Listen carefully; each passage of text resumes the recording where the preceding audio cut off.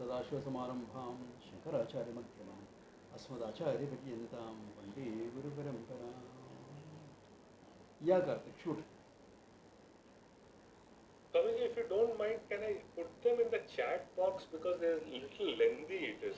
Can I put it in the chat box? Okay. If you have already got it ready, it is faster. Yeah, I had actually just WhatsApped you. I'll put it in the chat box also. Okay. Oh, I not check my WhatsApp for some time, so in fact after lunch I not check that. 1 second. Okay. Yeah, Sure. I have it here. I'll take it from here. Okay. World is consciousness you have mentioned, and the consciousness, world is consciousness. World is consciousness, it's easier to appreciate that world is an appearance in existence. To make the jump that world is consciousness, it is required to present Ishvara's Abhinna Nimitta Upadana Karanam, and then appreciate the world as Ishvara's knowledge and non-separate from Ishvara, who is the nature of limitless consciousness. Is this accurate? Yeah, it is. That's one way of looking at it, that the whole world is nothing but a projection of Ishvara, and since Ishvara is nothing but consciousness and knowledge, the world is also nothing but consciousness. That is why if you look at anything in the world, take a seed of a tree,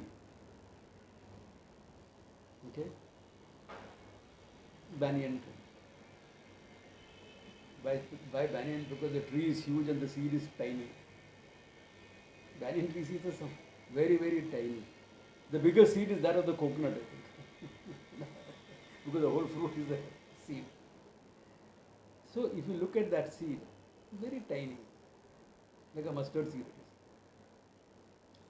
But in that seed is the genetic coding of the whole tree. No? Under appropriate conditions, this is how it will grow. When the secondary branches will come in, how far it is spread. So all that knowledge for the next 300 years, that's the life of an average banyan tree, unless someone cuts it down, is coded in that small little seed. So that whole seed is nothing but solidified knowledge, which is Ishvara's manifestation. That is one way of looking at it.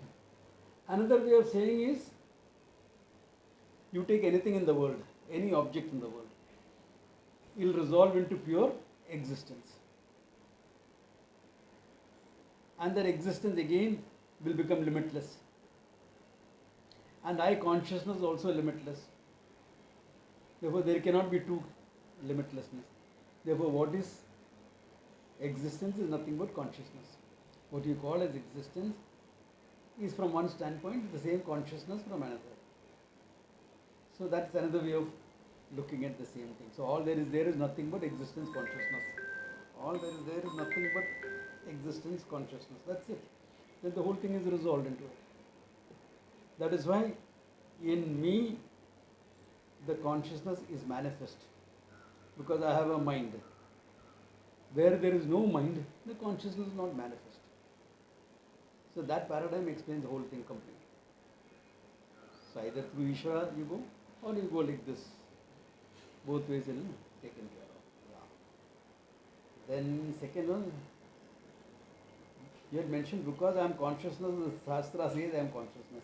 How the world is conscious can only be arrived through Shastra Pramanam and is required to establish the limitlessness of the consciousness. Is this accurate? Not only the world, that I am limitless consciousness is also established only through the Shastra. The context of my statement was that I am not consciousness because the Shastra says I am consciousness.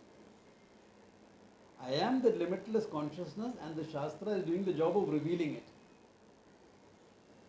and removing the ignorance that is there in a human mind.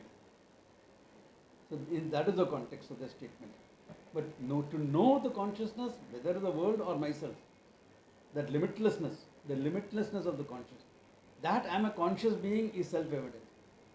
But the limitlessness of me as consciousness has to be known from the Shastra alone, not from anywhere else. It can't be known from anywhere else. Yeah. So that is a given, Then you had mentioned, I know what I know and I know what I don't know. Therefore, I am free from it. Without Shastra, if I read the above statement, I can only appreciate that I am consciousness and perhaps lead to some dissociation. But only with the Shastric background can I appreciate that not only I am free of limitation, but I am limitless as well. Is this accurate? Yeah. In the sense, when I say I know what I know what I don't know, it's a question of me objectifying everything. So that I am a conscious being objectifying everything will be clear. But that same consciousness is limitlessness, the Shastra is to come into the picture. See, I am consciousness, I can arrive through Drigdashya Viveka, that I am a conscious entity. But the limitlessness of that consciousness is taken care of only by the Shastra. So the Shastra has to come into the picture there.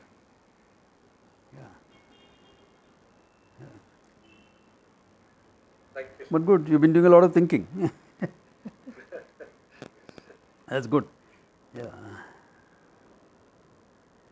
Okay, any other questions, clarifications before we go ahead? Or is all clear? I have one question. Yes, Sriram.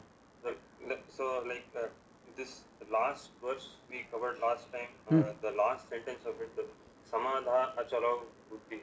Can you explain that again for me? Okay, Samadho Achala Buddhi. See, normally when a statement like that is read, we will think it is when the Buddhi remains steady in Samadhi. But our life is not made up of Samadhi alone. Let us say you sit in 3 hours for Samadhi every day. 7-8 hours goes in sleep. 10-11 hours gone. What about the remaining time? So, the definition, the Samadhi as a state of meditation is defined in one way. But Samadhi becomes another name for the Atma in the sense it says Samadhiyate Yasmin Manaha, where the mind is resolved, the resolving point of the mind. So, where can the mind be resolved but in the Atma?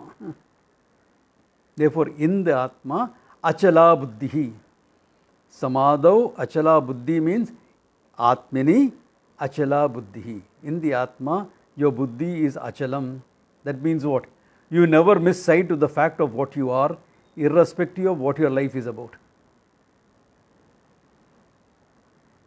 Are you getting that? Yeah. So, there Samadhi stands for the Atma Swarupa. Yeah. Not for a state of experience or a state of meditation, etc. That's why these meanings have to be seen contextually. So if I am correct, Swamiji, so the previous few verses were sort of converging to this point, saying that with this Buddhi Yoga or Karma Yoga, we become fit for sort of this kind of Achala Samadha, Yeah. Achala Buddhi. Yeah. So, the Karma Yoga prepares your mind for gaining the knowledge and being steady in that knowledge. So, Karma Yoga becomes the preparation, because there is no Karma Yoga without pursuit of knowledge. In your life, see, Karma Yoga is a lifestyle of a particular attitude towards action and the result. And that lifestyle involves pursuing that knowledge. If you are not pursuing that knowledge and leading a life of Karma Yoga, it is only some stress management techniques and things like that. Like that girl who won the bronze in shooting. I forget her name, I'm bad with names. The Indian girl who won. Yeah. She said that the Gita helped her. But how did it help her? She said focus on the process, not on the result. Which is a good starting point. Which is a good starting point. Which helped her, fine, that's great. So focus on the process. This is what we do when we want to make Karma Yoga secular. But Karma Yoga in its full dimension involves a lot more. Involves taking care of your priorities, functioning in harmony with them, pursuing the truth, leading a life of Dharma, etc. All this is Karma Yoga. Karma Yoga is much broader than focusing on the process. If it is focusing on the process, not on the result, it becomes a management theory, which is good enough for people to help in their lives. I am not saying it is something wrong, but it is not enough. Not enough. It is not complete. It's a limited way of looking at Karma Yoga. But people are benefited by that limited view, definitely. That only shows the greatness of the Shastra, that even a limited view can help you so much. What about the full view of it? Yeah. What about the full view? So that is where the whole thing goes. Yeah. So, Karma Yoga is a lifestyle, is what is important. So the pursuit of truth always comes into the picture. This is a misunderstanding. Many people think if they are good people and they are doing a lot of karma, they become karma yogis. No, they only become karmatas. Without the religious part of it, also karmatas, but secular karmatas. Karmata is a term used generally for people who are involved only in religious activities. So if you are only doing a lot of action, but nothing more than that, then you only be a secular karmata you become. You don't become a karma yogi. A karma yogi, the attitude transforms. The pursuit of the truth transforms, yeah. Otherwise there is no karma yoga. Where is karma yoga? Yeah. That's why I don't even believe in these divisions, Karma yoga, bhakti yoga, hatha yoga, etc. Next chapter, Krishna himself dismisses it. So we'll wait for that. Yeah. Any other questions? Questions are important. That shows people are thinking about what is said. Yeah.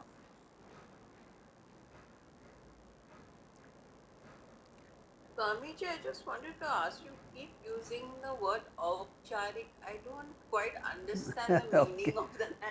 Upacharikam, aupacharikam. In a conventional sense. In a conventional sense, yeah. The word of the Atma for the body is aupacharikam.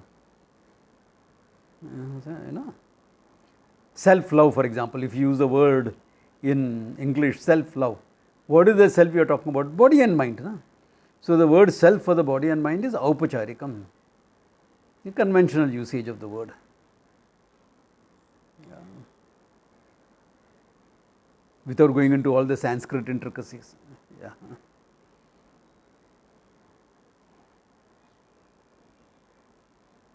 Okay. Now at this point, Arjuna asks a question. Without using a terminology that Krishna has not used at all. Okay, it's very interesting. He says, okay, Arjuna uvacha sthita prajnasya ka bhasha samadhistaste keshava sthitadhi kim prabhashet kim asita vrajet kim. Probably Krishna would have taken a break from his talking, he has talked along. So when he takes a break, Arjuna says, what is he saying? Sita prajnaha. One whose prajnaha, knowledge, is stitam, steady. Krishna has not used this term. The closest he has come to this term is in the previous verse, sitadihi. Okay. Buddhistada stayasi. That's all he has used. So from there he uses the word Sita Prajna, which also shows, see, Arjuna was someone born and brought up in this culture. So he was exposed to all this knowledge, etc. It is not that the first time he is listening to spiritual talks. Okay. I said the same thing when he used the word Bhaikshyam, etc. Bhikshabhavam. No, Bhaikshyam. The second chapter. Because if you are born in this culture, especially those days, abhi to is slightly different, Kali ki prabhav hai. Okay. But those days, you had to be exposed to them. If you are going to a Gurukula, you were exposed. The system of education was a Gurukula system, where Vedanta was not given the priority, but it was there. Okay, yeah. It is there. Okay. We are in the 54th verse. Okay. Yeah. Therefore, sthita prajna, one whose prajna, knowledge, understanding is steady. Meaning, his knowledge of the fact that I am limitless consciousness is completely steady. Okay. Ka bhasha, what do we talk about him? How do you talk about him? You know, I want to know something more about the goal. This is painting the goal. Okay. Ka bhasha. Samadhistasya Keshava. How is his samadhi? Sitadi kim prabhasheta. How does he talk? Kim asita. How does he sit? Vrajeta kim. How does he move around? And this seems sometimes a silly question. Sita prajna se ka bhasha is fine. What are the lakshanas of a sita prajna? That's good. Samadhistasya Keshava, how is a samadhi like? That's also okay. But the line after that, Kim Prabhashita,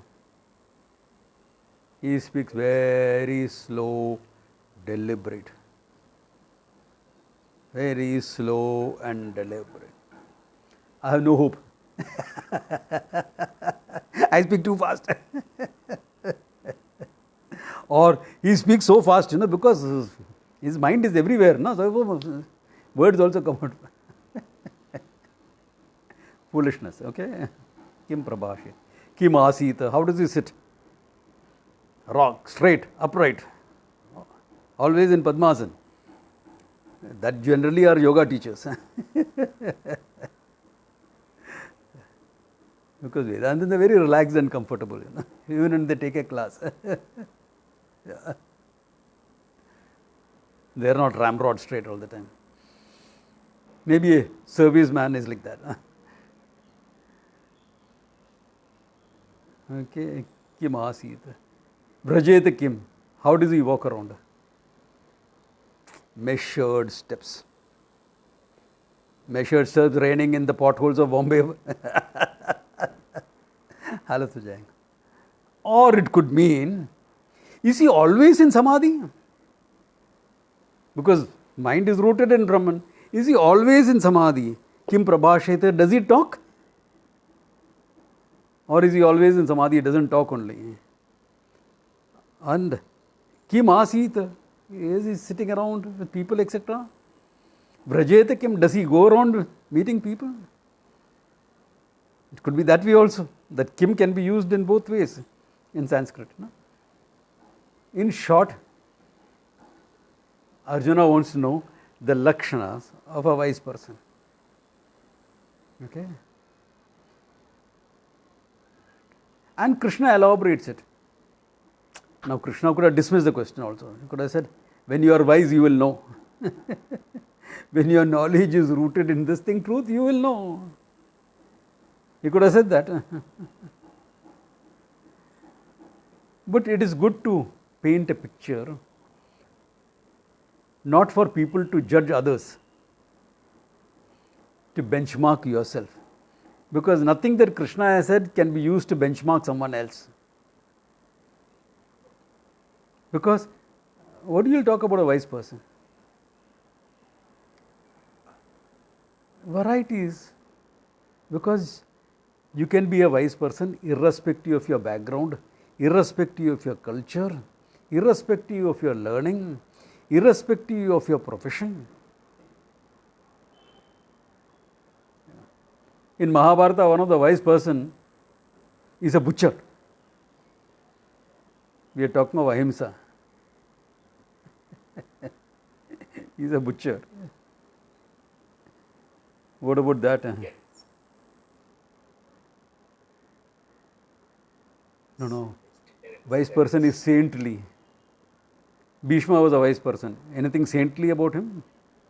He was a ruthless warrior. Krishna himself, a wise person. Live a life of brahmacharya, no deviation, nothing.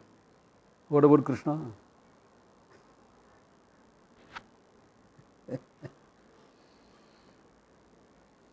A wise person will only be committed to learning, nothing else. He won't do anything else in, yeah, really. History is full of examples of wise people who are doing a lot of stuff, including, as in Bhishma's case, being a warrior.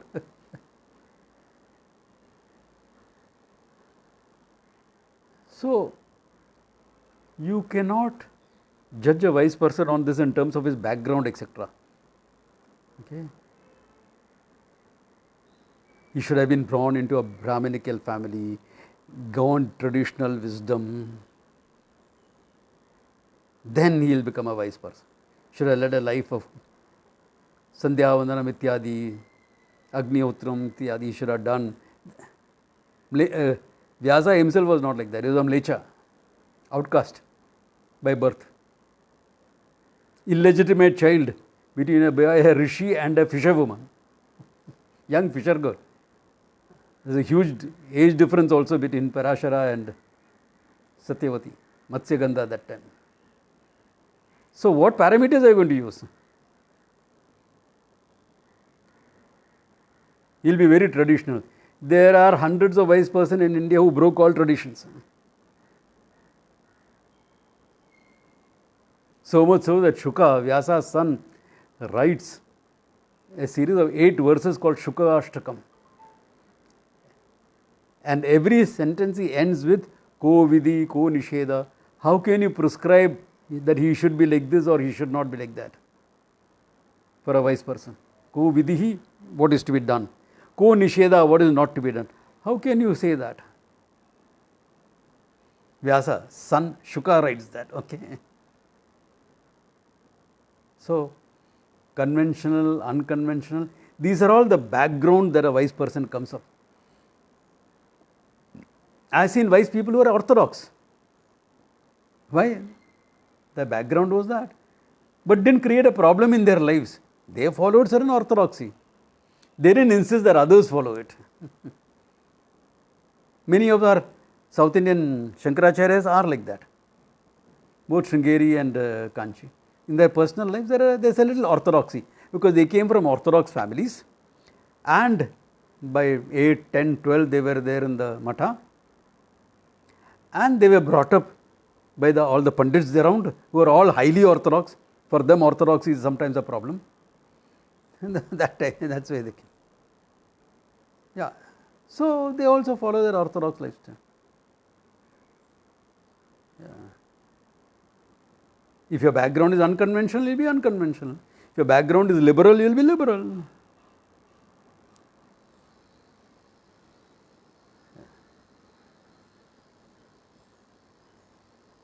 What if your background is communist? You mean to say communists can't come to Vedanta?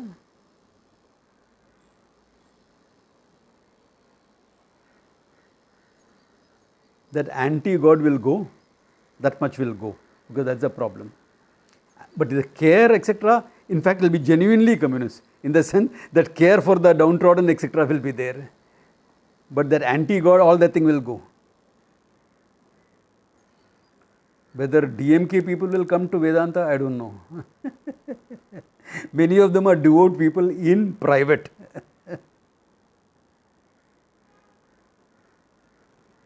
Karunanidhi's home, there was a temple.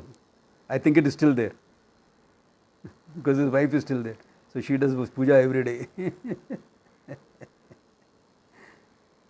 Stalin's wife goes and does puja in the temple regularly, especially if he is meeting an election, this, that, etc. Why do you think he won this time? So what I am trying to say is, no, you need not be from any conventional or any set background. Every background has an advantage in your learning. Every background has a disadvantage in your learning. Even your nice Brahminical background can be a disadvantage because you will be too karma oriented. Verses like na karmana, na praja, etc. will be difficult for you to follow.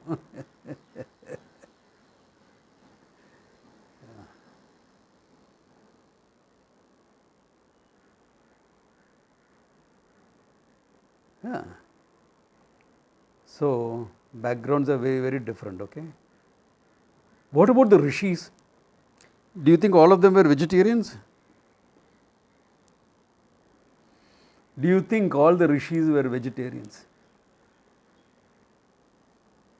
Rishi Baba running Gurukulas. Like if once the ashram comes up, etc., it will be strictly vegetarian. There will be no non-veg food there. Not that I eat non-veg now. In my background, my past, yeah, I used to eat.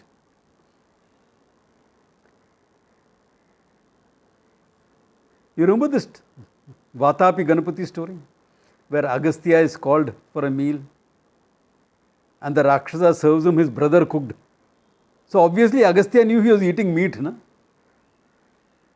If all of you, some of you who have been vegetarians from birth, is served meat, will you not make out it is meat? By the smell and the taste of it. So Agastya knew it was meat. And that guy was disguised as a Brahmana. Therefore, there is you can infer from that they eat meat also occasionally. They are living in the forest. But in India, nobody was 100% non-vegetarian. Meat eaters were never everyday eating meat, okay. Yeah. Meat was always occasional and was always supplemented with other food. So even that you can't hold it as a requisite for a jnani. What if someone from Iceland or Greenland becomes a jnani? What will happen? What is he living on?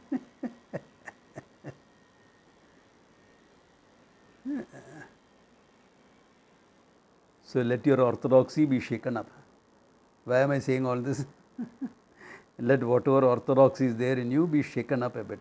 Okay? Yeah. Otherwise, you will be people who will go to a kid's birthday party and the kid will very lovingly come to you with a piece of cake and you will be asking, is it eggless? In that question itself, there is a lot of himsa for the child. What does the child understand about all this? And oh, it is not eggless, I can't touch it. There is himsa there for the kid. You are hurting that child. Understand what I am saying? This is important. This may shake up some of your core beliefs. If it does, it's good. I am happy to shaking it up. Hey, what if the sadhu is from a fisher family in Kerala or Bengal? If the wise person is from a fishing family in Kerala, after all, Vyasa's wife was a fisherwoman, right? So a fishing family in Kerala or a fishing family in Bengal, both of them consider fish as the vegetable of the sea. That's why expressions are also, we are going to harvest the sea. What do you mean harvesting the sea? Is it a crop? But the expression is that we are going to harvest the sea. Those who understand Malayalam, Samudram yavna varum, I'll gather. What is it, fruit or something to be gathered? What?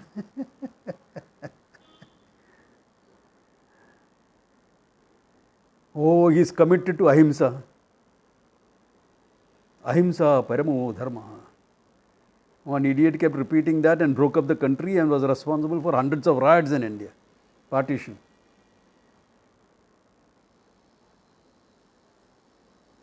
And you ask all these people who quote ahimsa paramo dharma, where is the statement from? And what is the remaining part of the whole verse? The remaining part is dharmo himsas tataivacha. For the sake of dharma, himsa also should be considered as paramo dharma. Otherwise, a soldier can never become a wise person. No? And what about Arjuna? The moment Gita teaching was over, what did he do? Slaughter people left, right and center. No? Are you getting? These are the notions that are there in a human mind. Now, I am an unconventional person, and there was one person who attended Swamiji's talks and found out I am taking a class in Bombay. So he walked into the class That time I was in white. This was some 30 years back. I was in white. He looked at it and said, and before the class, a couple of young girls were there and they came and gave me a hug. Swamiji, can I give you a hug? This, that. He is looking at this and saying, what is this man going to teach? He teach Vedanta. How is he going to do that?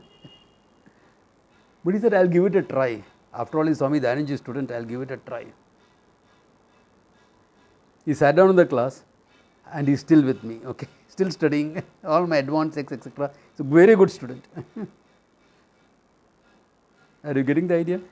His background and his conditioning, he didn't become a conditioning. He thought about it. But when he saw the reality was different, he changed. Whereas there are others who have walked into my class. There is no altar here. Yeah, this is my sitting room. My puja room is in the corner there. There is no altar. There is no agarbatti burning. This is not a traditional class. Sadhu, Babaji hai, sadhu hai. I'll sit down under a tree and teach. I don't need any props. Traditional teachers don't need a prop. Why do you need a prop? Book is a scaffolding. You think I need the book? Book is for you all. Okay, so you know there is a flow in it, etc., structure in it. Therefore, you can't make a rule about a wise person. That's the idea. And Krishna answers the question also in harmony with this. Okay, like let's see what he says. Sri Bhagavan Uvacha Prajahati yada kaman sarvan partha manogatan atmanyeva atmana tushtaha sthita prajna tada uchyate. Tada sthita prajnaha iti uchyate. Then he is called a sthita prajna. When Prajahati yada kaman sarvan partha manogatan. Hey partha, sarvan manogatan kaman. All the kamas that rise up in your mind. That means what? It is not basic body urges like food, drink, etc. That cannot be called as a kama. Why? Food is a necessity for you to live. अरे जीना है, 2 वक्त का रोटी खाना है. Twice a day you have to eat. Yeah. But if you have a thing, all this Indian food I don't like. I want to eat pasta. Then you can say it's a kama. If you have a particular desire, it's a kama. Small, no big deal. What's the big deal about wanting to eat pasta? But this manogatan kaman, more serious ones. Okay. Yada prajahati. Jahati means to give up. Jahati means to give up. Prajahati, prakrishena jahati. Meaning he has grown out of it. He has grown out of the kama. In fact, as a karma yogi, he has grown out of it. No? His life of karma yoga itself has made him grow out of it. He has grown out of all kamas. Now, what is the difference between giving up and growing out? Here was a youngster. This is an example of a story I always tell. This is important to understand. As any youngsters growing up in Bombay used to love to play marbles. I think most of us as Indians we have played marbles sometime or the other. If you have grown up in India, you have played marbles. So one day his father was coming home early from work, saw his son playing marbles on the road. Because in Bombay, where will the common man have a playground to go and play with? Very few. So you have gully cricket, gully football, marbles also. So he was playing marbles and the father said, hey, disgusting. Putting his finger on the ground and this, unhygienic. So when the boy came home, said, beta, tomorrow onwards, no marble play. You put your hands everywhere, this, that, etc. You will fall ill, then you will touch your mouth with that, you will touch your nose with that. No more marbles. 10-year-old kid, obedient. It takes some time, another couple of years before the rebellion comes in. So obedient kid, he said, okay. So from next day onwards, no more marbles. But he used to go and watch his friends playing it. Why? Because he gets a vicarious joy. When his friend is hitting, aiming and hitting, this guy is also aiming. He is also cocking his head in the same direction. After some time, he stopped going there. Why? I am tempted. I have given it up, but I am tempted. If I go there anymore, I will start playing. This is Jahati, in keeping with the mandate of his father, or of a Shastra, or of a religious head, something, some Tom, Dick and Harry. You give up something. So I don't want to be tempted, Baba. I will not be anywhere near where marbles are played.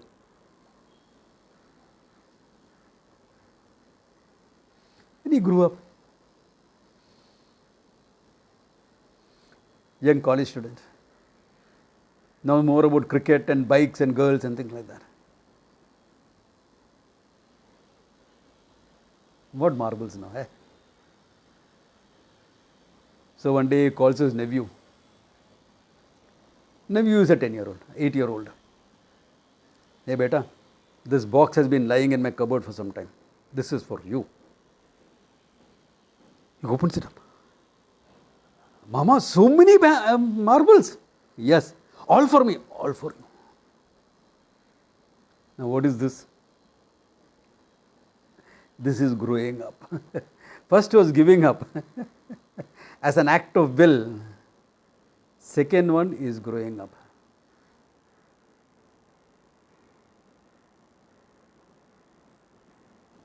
Then to make a business proposition, he goes to another businessman's place. And he finds that businessman's grandchild has played with some marbles and the marbles are lying. Will he say, I should not touch it? Or will he just pick it up and put it in some corner? Hey, if someone can fall down now, walk and step on a marble, go under front. You can fall. He won't say, then I remembered my father's word, son. Not bachelor boy, you are not going to play with marbles. It doesn't matter. But supposing in that businessman's house, all those marbles were made of gold, then what will happen?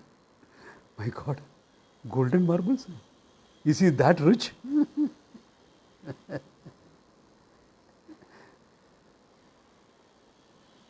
So Prajahati, we are all sannyasis when it comes to marbles. Okay, it doesn't matter. Or now he has become a grandfather, and his grandson comes and tells him, none of my friends are coming to play. Tata, you play with me. Okay, I'll play with you. What do you want to play? Marbles. Is he going to stop playing marbles? Because he had told his father, long ago, when I was a young boy, I will not play. Is it going to matter anymore? Playing, not playing. This is growth, Prajahati. Yada sarvan kaman prajahati. It doesn't matter whether you are having it or not having it. It doesn't matter whether you are taking to it or giving it, not taking to it. All kamas are gone. Such a person can afford to have any desire, it's not a problem. Why? It doesn't matter. He's grown out of it.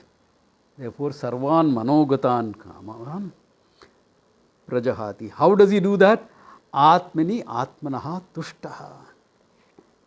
He is fully satisfied and full by being himself. Atmani eva santushtaha. I am Ananda. I don't have to play a game to become Ananda. I don't have to listen to a music to have become Ananda. I don't have to eat something to become Ananda. I don't have to relate to become Ananda. I am Ananda as I am. Therefore, Ananda can play a game. Ananda can relate. Ananda can do anything. You are free. All a normal person's actions come for the sake of Ananda. A wise person's actions comes out of Ananda. Huge difference between the two. Yeah. Total freedom. Yeah.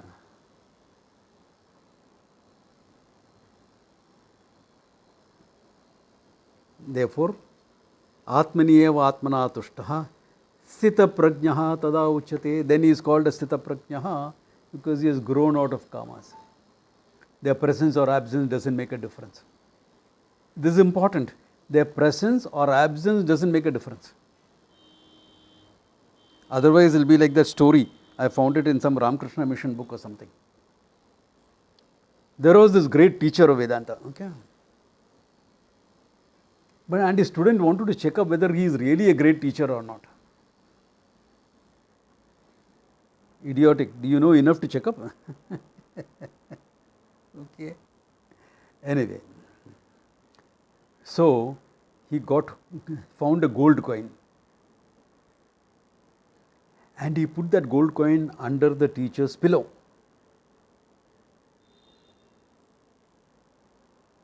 That night the teacher couldn't sleep. A very restless night. He didn't know the gold was there. But still the vibrations of the gold disturbed him. See, look at his wisdom. Is that wisdom? The stupidity. Swamiji, how can you say stupidity? It has come in another great devotee has written that book. Yeah, but still stupidity. Why? From where will a brahmachari in an ashram get a gold coin? He must have found it somewhere. Let us assume a traveler dropped that gold coin. A visitor to the ashram dropped that gold coin and went back. When he went back home in the night, he discovered, oh my God, my gold coin is lost. 10 tolas worth, 10 grams of gold coin. A tola is actually 8 point some grams. Okay. But 10 grams of gold coin, wow. And even with the prices coming down, I don't know what the cost is now in India. Must be some 50,000-60,000 rupees. Yeah. 10 grams of gold gone. Oh my God. He couldn't sleep because he lost the gold coin. This character couldn't sleep because he got the gold coin. Is there a difference between the two? The one who lost is more pragmatic. His belief system is more pragmatic. Both couldn't sleep. No? What is wisdom about it? This is the problem of devotitis. What is devotitis? The problem of the disease of devotees. Okay. Wise people don't want devotees, they want students to learn. Devotees create these issues and actually pull down the wise person.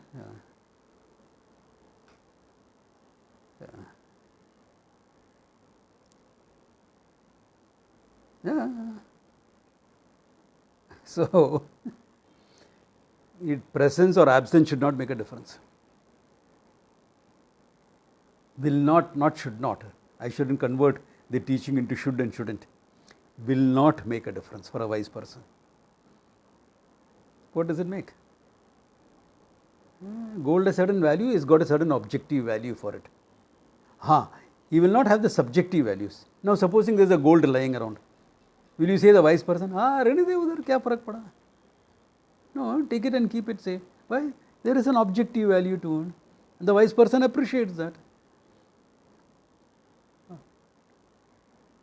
When the ashram doesn't have any funds, we will sell the gold coin and buy rice and dal instead. So now everyone can eat. Objective value.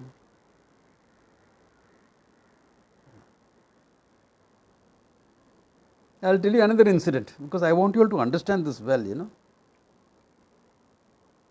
Yesterday was Swamini's birthday, all of you celebrated, right?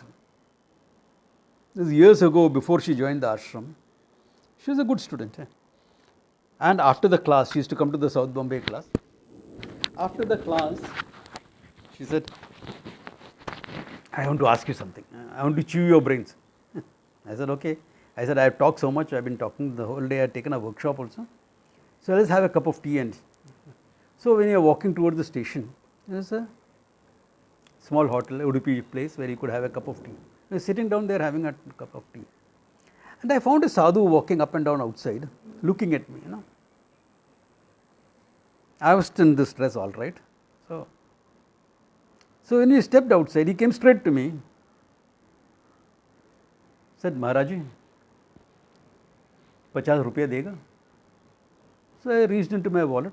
Yes, another sadhu is asking, and he is asking so straightforward. He is not an ordinary beggar. He said, Haji. So, Mrunal that time, she was reaching for her purse. The sadhu said, no. She said, Haji, kya ho gaya 50 kuch aur chahiye? I thought he had some issue involved. He said, nahi Maharaji. Very honest, okay. Chinese खाने का मन आता है. इधर 50 रुपये में Chinese मिलेगा? हाँ हाँ इधर जगह है मिल जाए. So I give it to. Now,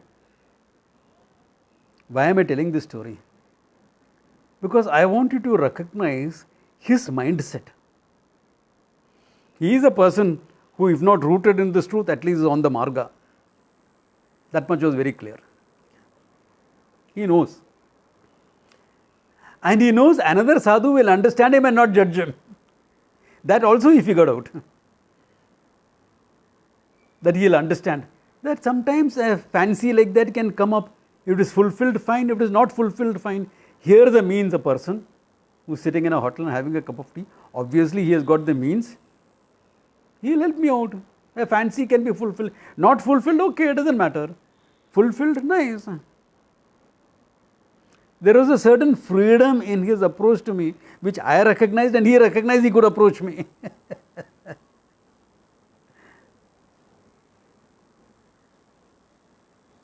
Are you seeing this thing? The freedom he enjoyed. Even though he had a fancy in his mind, it was a fancy. It was not a big desire or something like that. It was a fancy. Once in a while you get that fancy, no?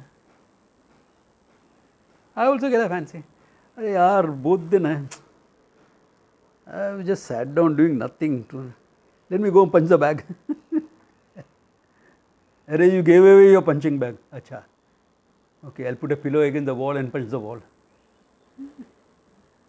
Yeah, but the neighbor should not come running, okay? If he comes running, I'm saying I'm punching the wall, he'll go back fast. You won't ask anything further. It's just a fancy. If it happens, it happens. Doesn't happen, doesn't happen.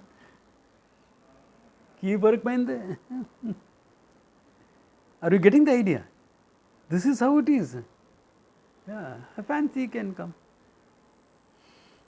And it will come. But you got samskaras from your background, no? Yeah. Not a conditioning. But these type of things are not really a problem. So you can't make a rule. Wise person should not have any desire.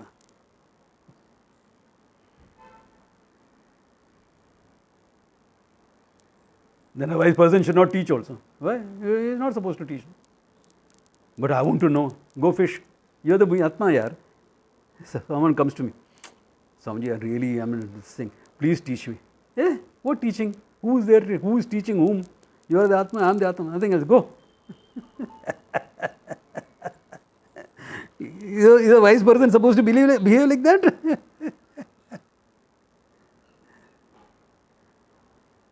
So break all these ideas you have of what a wise person should be like, okay? That's why Krishna is answering. And what you can be. So don't have 101 rules and regulations in your life. Have those rules and regulations as a discipline if you need it, but don't be conditioned by it. I won't eat eggs. Good discipline.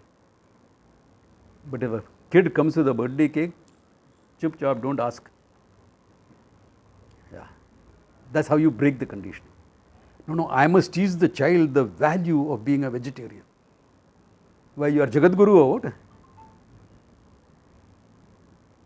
Just because you are 30, 40 years older than the kid, you are taking on the role of his guru or what? You are not qualified for that. You don't have to be that. Even if you feel you need to put it into the kid, do it afterwards, 2 days after the party, not at that occasion. Yeah. How will you feel If you, God forbid, you lose a loved one, and I walk into you and say, why are you crying, idiot? Have I not taught you are nothing but Ananda Swarupa? How will you like it? Then how do you expect that kid to like it? On his birthday you are saying this nonsense? Yeah. In fact, what I am saying is more valid than what you are saying to that kid. But grief is human. Being wise doesn't make you inhuman.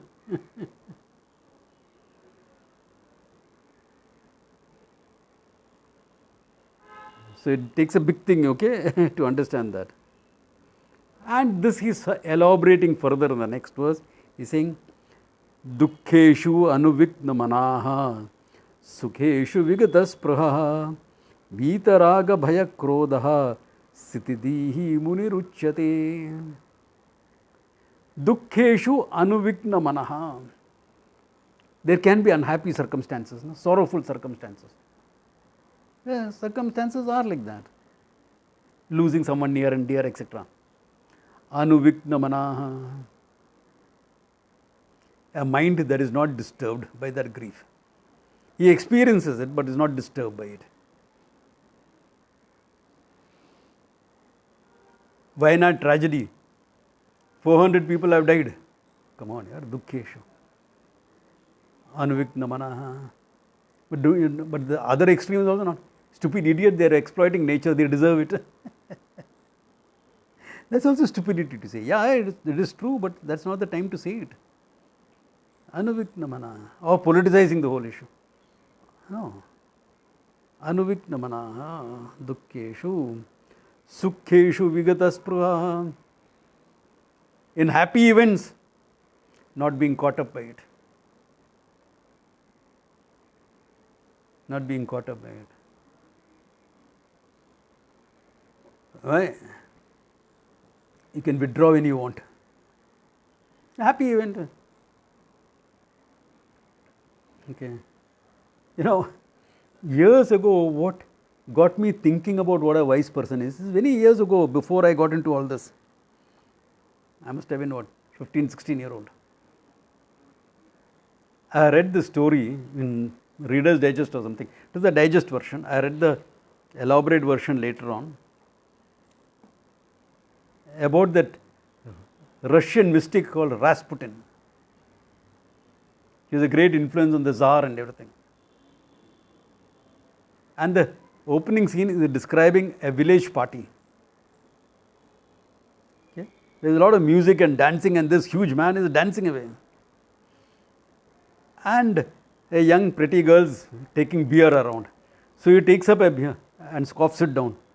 And the girl says, payment? He gives her a kiss. That is my payment. And the girl says, have another. This is the atmosphere. When suddenly a messenger comes, a message from the Tsar, there is a problem, he is urgently wanted. Without a thought in his head, he jumps on a horse and rides all the way to Moscow. Yeah. That's it. Well, something to be done. Party can, many parties to come. Forget it.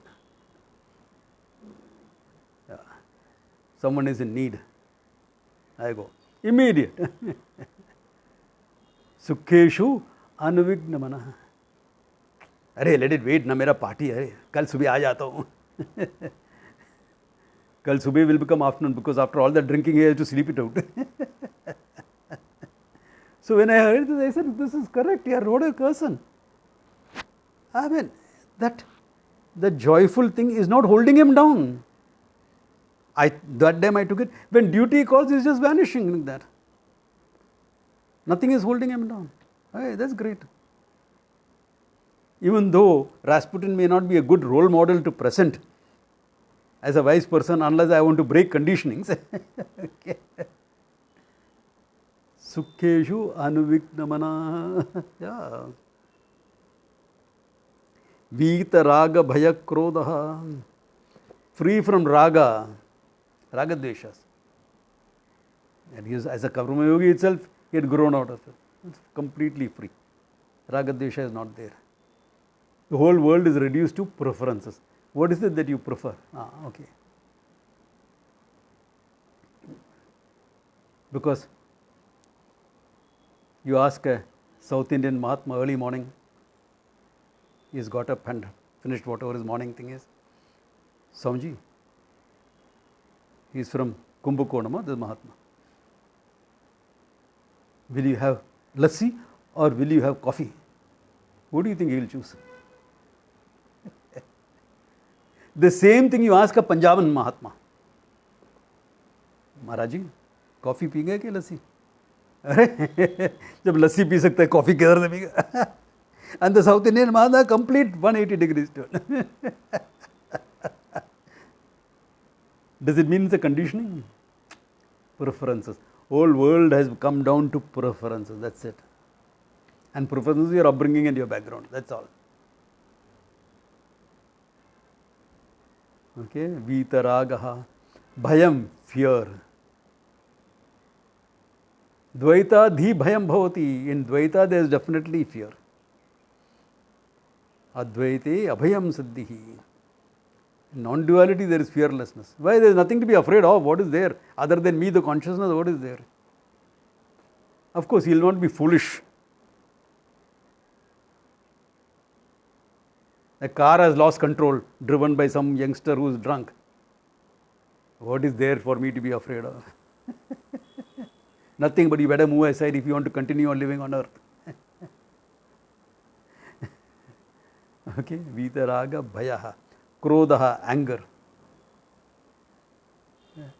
Anger is thwarted desire turns into anger, no? Or grief comes up as anger. Two things possible. Your grief can come up as anger, or a desire that is blocked can manifest as anger against the block. Both not there in a wise person. Swamiji, but your grand guru used to get angry very. Yeah, habitual anger. Swami Chinmayanji used to have habitual anger. He was like a volcano. Any minute he can explode. But the next minute he's calmed. It has come, it's gone. He's fine. You're fine. If you can handle it. I told you all this story. Once I remember him blowing up on something. And I waited. He come. Few seconds only, less than a minute. Then he looked at me. Swamiji, I'm sorry, it is not like that, it's like this, like this, like this. Why didn't you tell me this before? Swamiji, how could I speak to an exploding volcano? I actually said it. And the people around all waiting with bated breath that I will be chopped off literally. He laughed. He said, you are right. You couldn't have said it. That shows that there is no real anger. It is just a habit of the mind to explode. That's what his background was. He has not taken care of his habitual mind. Which he, at his stage he need not. Our stage we better, otherwise our relationship will be messy. Okay. His stage he could afford to get away with it. At our stage we better take care of it. Vitaraga bhaya krodha sitadihi muniruchyate. Such a muni, such a manana shilavan, such a thinker is called sthitadihi. Now since he has mentioned bhaya, next class would you like me to elaborate something on, I told you I made a workshop from fear to fearlessness. Would you like me to mention something in the class? It's not a workshop, I can't do a workshop online like this, but would you like me to expound that a bit? Okay. Yes. Yeah, if you like it, I will do that next class. Yeah, elaborate this. You know how to move from being a victim to courage to being fearless, etc. The whole journey. A little bit I can talk about that. It's important because the modern man lives under too much of fear. He has not been exposed to enough situations to be able to live in courage. He always lives in fear. Some insecurity all the time. You are ruled by fear. That's a problematic situation. So, I will elaborate that emotion a bit next class. Okay, it's a good place to stop. Okay, so think about it. Any questions? Come back next time. Okay, Om Tat Sat. Pranam, thank you, Swami.